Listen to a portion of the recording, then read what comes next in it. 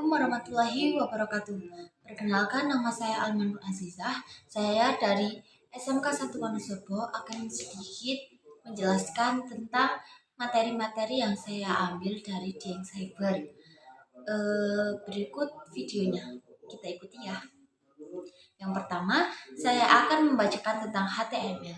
HTML adalah bahasa yang menggunakan tanda-tanda tertentu tag untuk menyatakan kode-kode yang harus ditafsirkan oleh browser agar hal tersebut dapat ditampilkan secara benar. Fungsi dari HTML adalah untuk mengelola serangkaian data dan informasi sehingga suatu dokumen dapat diakses dan ditampilkan di internet melalui layanan web. HTML Hypertext Markup Language. HTML adalah bahasa markup standar untuk dokumen yang dirancang untuk ditampilkan di persamaan internet. Yang kedua, saya akan membacakan tentang MySQL.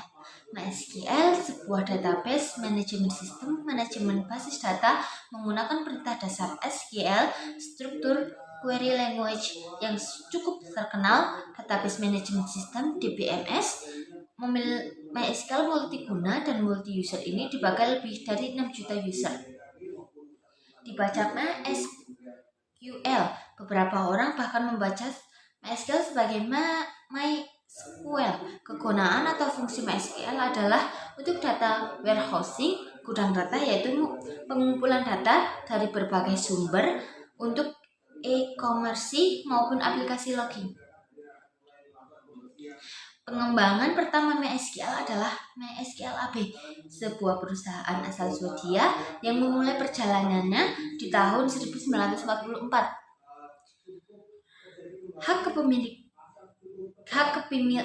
Kepemilikan MySQL kemudian diambil secara menyeluruh oleh perusahaan teknologi ASUS Microsystem ketika mereka membeli MySQL AB pada tahun 2018.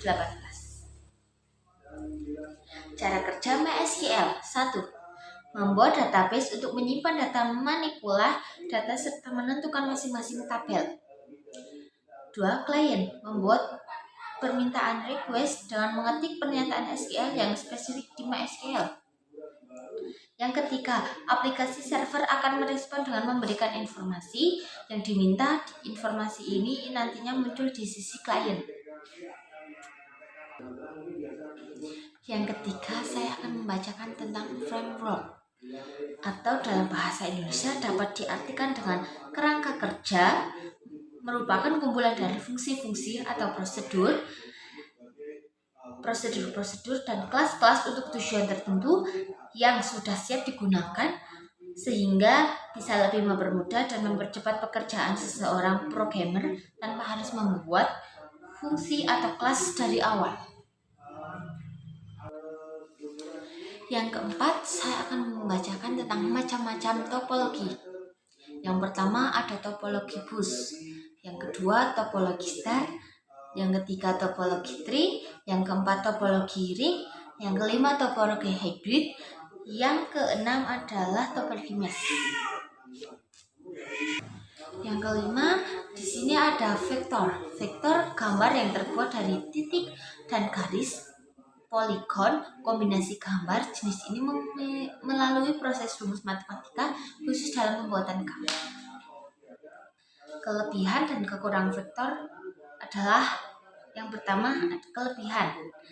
Yang pertama, proses membuat gambar umum lebih mudah. Yang kedua, setiap objek dan atribut dalam grafis vektor dapat diedit secara terpilah.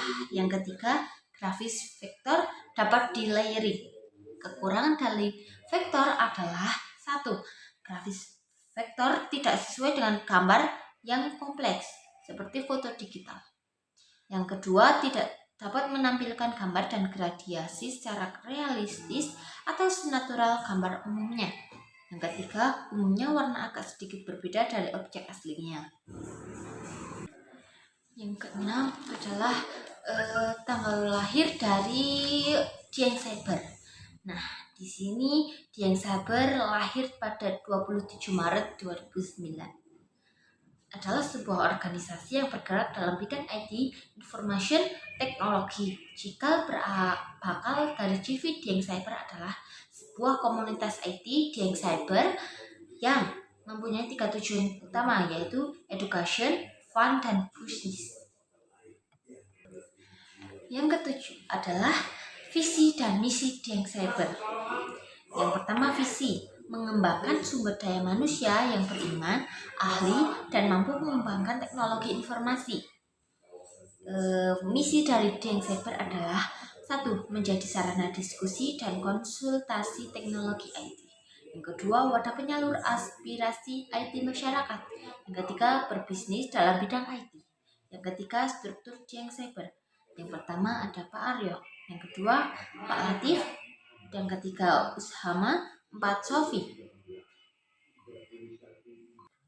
Yang kedelapan adalah budaya Dieng Cyber. Yang pertama adalah religius.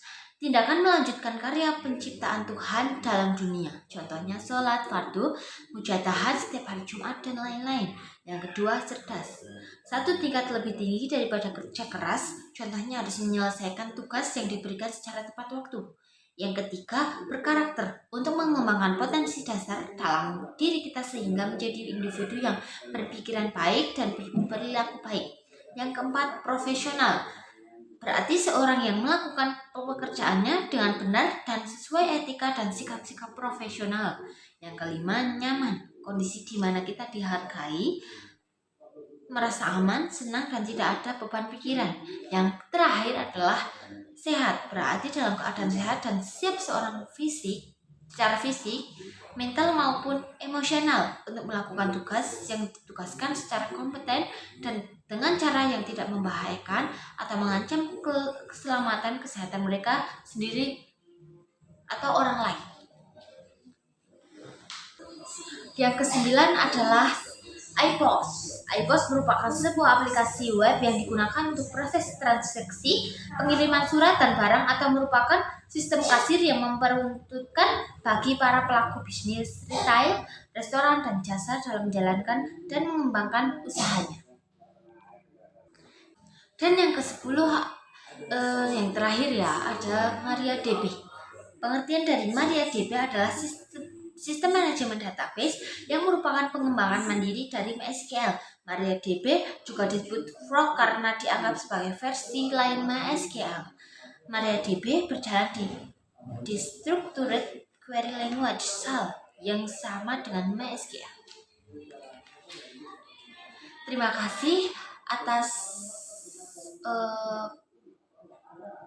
kunjungannya, dan mohon maaf bila ada tutur kata yang kurang mengenakan dan kesalahan yang saya telah berbuat.